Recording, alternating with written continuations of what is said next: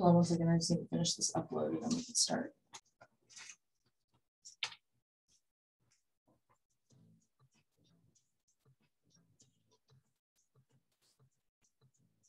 Mike King is in the business. Mike King is in the business. Mike King is in the business. Mike King is in the business, man. Businessman. He's a businessman with his own talk show. On the mic with Mike, who's the best business radio program in the game.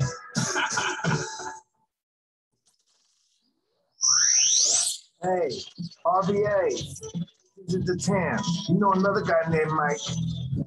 Make sure you check out my main man, Mike King Biz. Monday through Friday, 5 to 7 a.m. on Sports 106.1. On the mic, with Mike, is the Tampin of Business Talk Radio. You're starting to irritate me.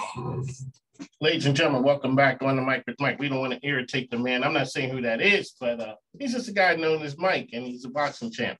Mike King, ESPN Richmond 106.1. That's where you find me. It is part of the Mike King Biz Radio Network, which is ESPN Richmond 106.1, 5 to 7 a.m. And the choice, 105.3, 2 to 3 p.m. daily. It is my honor here. We bring the game changers to you. So Mike King, Will is with us. Will, welcome back to the program. Thank you, Mike. Okay, so when I say we bring the best and the brightest, I'm not fooling around. So we have a media darling here, national sensation, a champion from TV.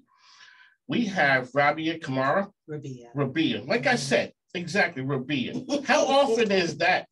Every day of my life, my entire life. And I had it right before I got started. I'm sorry. And your claim to fame recently is?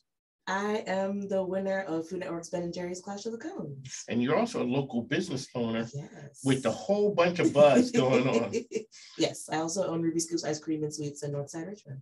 You've had the buzz from that has been going on for a while.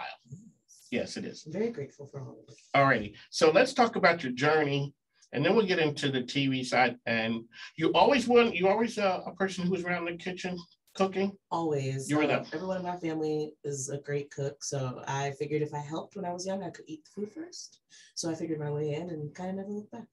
You went to the kitchen and never left. Exactly. Okay. All righty. That's the way to do it. You find your passion, you do it, and you're good at it. And next thing you know, people come knocking. All right, let me know. So what was your journey to get to the culinary school? We'll start before that. Sure. So I'm a first generation American, and I always wanted to bake, but my parents, as a child of immigrants, that's not really an option. So I attended VCU as undergrad. And when I was here in Richmond by myself, I got to really explore my passions and get back into cooking and decided I was going to go to culinary school, which I did in Gaithersburg, Maryland. And I've been cooking professionally for a decade now. So you always had the eye on the baking aspect. Yes. Even in culinary school. In culinary school, I did kind of everything to learn to be a Jill of all trades so that I could get paid to expand upon my knowledge. But the first time I ever made ice cream was in culinary school. And that's when I think I first really caught that bug. So shout out to, I'd seen there was a Penn State connection. Yes, I actually also attended the Penn State ice cream school. The creamery. Yes. So I'm a shout out. So 10 years you lived in Happy Valley. They don't call it Happy Valley for no reason. Ice cream is delicious. And it's the creamery, yes. Okay, so when you were working, you were just getting started. When did you realize you might have something here that you may be able to make a go of this thing on your own as a business? I used to like to watch people eat the desserts that I made. So I would watch plates go out and then watch people eat. And whenever I saw their faces or like eyes light up and watched their whole kind of experience, I realized I might actually be good at making ice cream. Yeah, I might be able to. Maybe. I might know a little bit. I might know about doing this thing. Okay. So all of a sudden you're good at the ice cream making. When you realize the business side of I can make this thing go as a business as well. I wasn't enjoying working for other people. That was really what was the driving force for me, was that I knew I wanted to make ice cream. I wanted to become part of people's lives that way. And the easiest way for me to make sure that I was being respected and honored with my position was to do it for myself. So who's going to treat me better than me? That is true. If you don't look out for you, who will? Exactly that. Okay, so you have a dream. You had a dream. You were saying I'm not going to say you were a disgruntled employee, but you were not happy. I was a little gruntled, you're not wrong.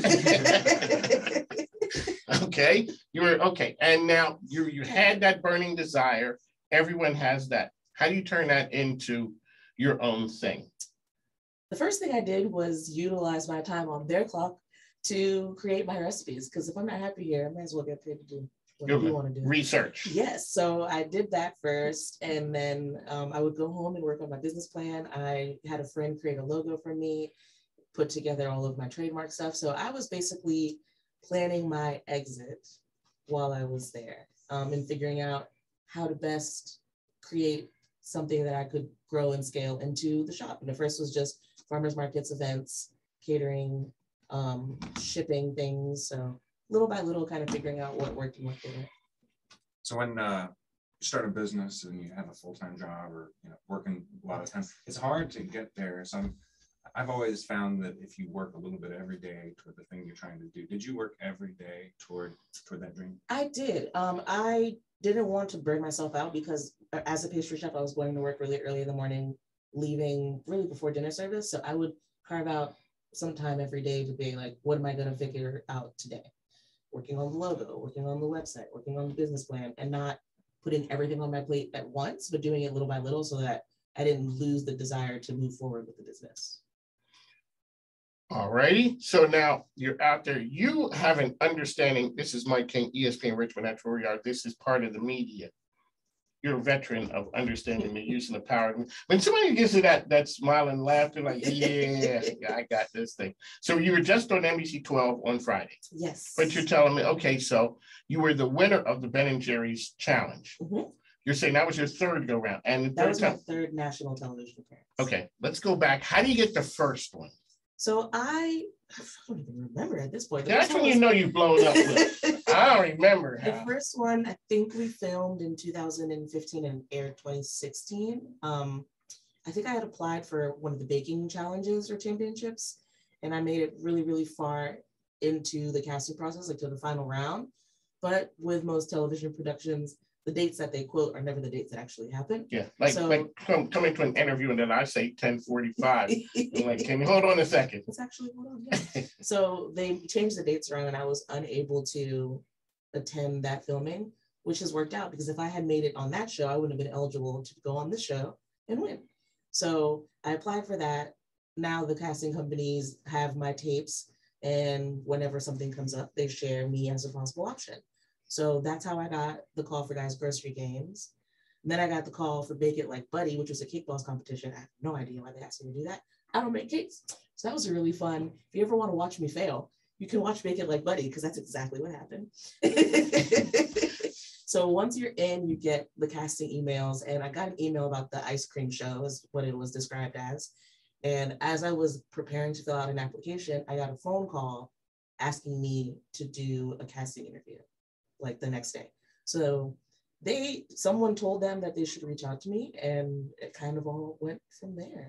What happens when that touches you? All of a sudden you become local and you become now all of a sudden a national star. Like all of a sudden, people from all over coming at you with ideas, people are coming at you for interviews. What does that do from a business standpoint? So I knew that I'd won for some time. So without being able to tell my team, were you exploding inside? At first I was fine, but once we started going through week by week by week of the challenges on television, I was like, I don't know how much longer I can really keep this secret. I was like not answering phone calls from people. Because you thought you were going to break? I just didn't want to slip. I didn't want to slip. I had one slip up and told my co-owner. And after that, I was like, oh, I have to really like not do this ever again because I'm not really allowed to. But it's been amazing. I'm kind of not really sure that this is all reality, but I knew that I'd won for a while. So I was trying to prepare my team and make sure they knew like, hey, we're going to be really busy because I'm going to be on TV. Whether or not I win, we're going to be busy. We need to make a lot of ice cream because again, we're going to be busy. Okay, can I ask you a question? Well, we got to ask you a question. How many times did you tell me we're going to be busy to the point where at some point, Okay, why are we gonna be busy like that? Well, They knew you were on. They had an idea. Like week after week. You're still on. I won the first 2 challenges back to back. Then week 3, we made it spicy. I was in the bottom because I figured it would be fun if I won all of them.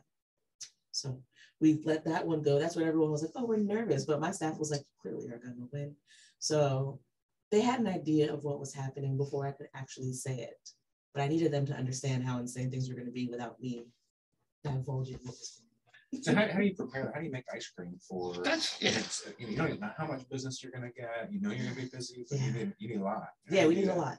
So what I really wanted to focus on was preparing a lot of the Food Network flavors, because those are the things people see on TV. That's what they want to try. But we were originally supposed to be in a different space on Brooklyn Park Boulevard that was larger. And now we're in a space that's a lot smaller. So the issue that we're experiencing is not being able to keep up because of the space of our production portion of things. We can make as much ice cream as we can, but then we run out of freezer space. Like we don't have a production facility. So now that this has been the experience, I realize we're definitely going to outgrow this space, but it's my flagship. I don't want to leave. So we're gonna have to get a production facility because only we're gonna be able to keep up. And clearly there's gonna be more locations. There's a lot of buzz right now, and I want to make sure that we don't fly too close to the sun. So dangerous in your business. Very dangerous in this business. So it's like, true. But there's also the fact of the matter that there are a lot of business models, particularly like ZZQ. When they sell out, they sell out.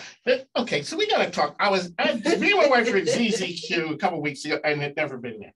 We were partaking at the bar, saying what we're gonna get to take home. And this is around 3:30, 4 o'clock.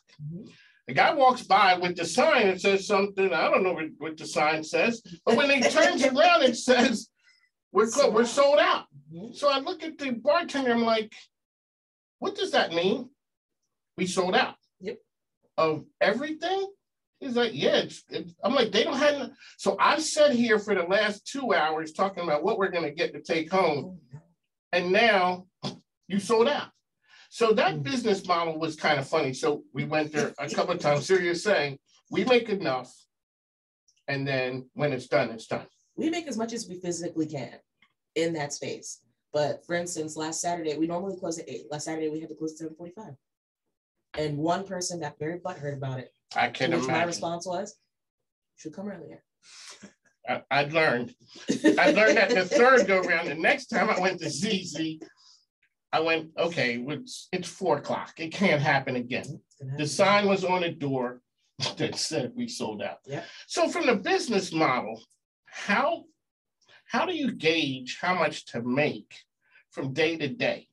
Do you go back from a historical perspective of what we sold last year? Because last year you weren't on TV. We haven't even been open a year, so I can't even utilize that. We opened November of last year. Okay, so how do you know how much to make? So I look at the sales reports a lot. Even if I'm not there, I'm at home watching everything because I need to know what we need to do for the next day. So every flavor is in the inventory by flavor and by unit. So I can see what we're selling the most of and know what we need to be making for the next day. No surprise now, it's all the Food Network flavors. We also offer ice cream flights. So it's 6 little scoops. Sorry, I have a marketing degree from VCU. So I try to utilize it for the sake of my parents not feeling like I wasted all their money. Thank you, Mommy and Daddy. Exactly. Not that you were sitting at VCU just dreaming about ice cream. Like, you got to go get something. I was doing schoolwork. Also, I remember these things. So we sell a lot of flights because people can try a lot of things. And then we sell almost exclusively the Food Network flavors right now. So that's really the biggest thing that we focus on. Every recipe that I create makes about 5 gallons of product. So we need to make, right now, we're making probably about 10 to 15 gallons of each of those flavors at a time. So you are located on the north side. Will says that's your neck of the woods. Can we talk a little bit about the resurgence or the emergence of Brooklyn Park Boulevard? I've only been here since 2014. And like I said, it's a tough, for me to always find Brooklyn Park Boulevard, but a couple of years ago, Brian, the flower guy, says, I'm going to Brooklyn Park Boulevard. That's the place. Yes. And it's turned out to be the hot spot. Talk a little bit about the business community out there. So right now, Brooklyn Park Boulevard has been noted as like one of the neighborhoods to watch by almost most of the major publications. Things are changing. I come from Maryland and DC, so I'm used to kind of seeing how gentrification affects things. So Brooklyn Park is going through a major gentrification moment. And for me, I wanted to be, Richmond is obviously very historically Black. There's Jackson Ward, there's Brooklyn Park, there's a lot of that that's going on. And I wanted to be somewhere where I could kind of help maintain that while things are changing. Because a lot of people in Brooklyn Park have been there their whole lives. They're 50, 60, 70 years old and have never lived anywhere else. And as things are changing, it's a lot for them. At least there's the comfort in getting ice cream and being there was an ice cream shop back in the day that I went to as kids that was owned by someone named Mr. James. So I think for them, while everything's changing, having something that reminds them of what things used to be like has been helpful. And then there are a lot of new families. Obviously, ice cream and families are like, they go hand in hand. So for me, it made sense, not even knowing how like hot it was going to be. I just kept, I kept finding myself, like you said, you just end up in Brooklyn Park. You don't know how you get there, but all of a sudden you're in Brooklyn Park Boulevard. You're like, what is this? That's what I'm saying. It's alive. And before I moved down, I was doing events very regularly between 2017 and 2019. And I would, anytime I'd get an Airbnb, I'd be in Brooklyn Park. Anytime that I would be like, oh, I don't know where I'm going, I would end up in Northside. I kept finding myself coming back and back to the area, and something about it resonated with me. And we got really lucky because it is a hot neighborhood. But I think it still has a lot of growth to happen, but yeah, we got really lucky, honestly. Sometimes luck works. I didn't know it was going to be what it is, and it's changing. Like even in the less than a year that we've been open, there's been at least 2 or 3 other businesses that have come in. Shout out to Miss B's Juice Bar. Yeah, she got there before us. Yeah, she's going to be on the program in a couple of weeks. And shout out to her. She's a couple doors down from us. Okay, so folks, make sure you get out to Brooklyn Park Boulevard, to make sure you check out all the great things that's happening out there. Going back to a topic when you talked about scale. So before we came on air, Will, you were talking about business owners scaling. So you said this will be your flagship. Let's talk. We'll drop some nuggets on folks about how business owners go from being everything that has to be Mike and Will to, okay, we can replicate this in other areas, because that's what you guys, Ruby Scoops, that's what the plan is. Yes. It's all righty. I think it's all about the people. At the end of the day, if you don't have the people on your team, you're not going to grow. If it's always going to come back to you, you only have so much time in the day. And it's hard as a business owner to let go. When you're at home looking at your numbers, and throughout the day, probably watching security camera, make sure everything's going smoothly. It's tough. It's tough to trust people, and you don't know what other people's motives are. But when you find those people with the fire in their eye and they are on board with you and they're following you wherever you're going, and they trust you and you can trust them, you start to let things go. Yeah. And it's particularly hard to build a team, I think, in the restaurant industry, because there's a lot of turnover. There's a lot of options for growth in other areas. So it's been hard, because every time I feel like the team is together, something happens and we lose a person. It's completely out of my control. And all I can do is kind of try to remain the captain of the ship and keep everybody calm and add more things, if you will. I, at this point, ironically enough, have left like the ice cream portion of things. I don't have the time to make the ice cream anymore because I have to run the entire business. And now I've always been the face. The logo is literally my face. But now, because of the show, I need to be upfront. I need to be able to do things like this. So for me, the easiest thing to scale is teach other people how to make ice cream. But you're whipping up something new right now too, aren't you? I am also whipping up a new concept. Thank you, Will. Thank you, sir. Appreciate it. So we're staying in the ice queen area, if you will. We're opening up a shaved ice shop in Jackson Ward. So still picking neighborhoods that are historically Black and have a story to tell. But in this one, my face is not the logo. So this will be easier to scale because it's literally syrup and ice. And I don't have to be there all the time, which I'm really excited about. Okay. So are you a serial entrepreneur? Do you think? I think that's what's happening. Okay. Yes. So I'm going to ask you this as well. I always ask people, can a serial entrepreneur ever be monogamous? Can the wandering eye stop? Or can you know what, I did this thing, I fell in love with it, and I'm going to stay here. Is it possible?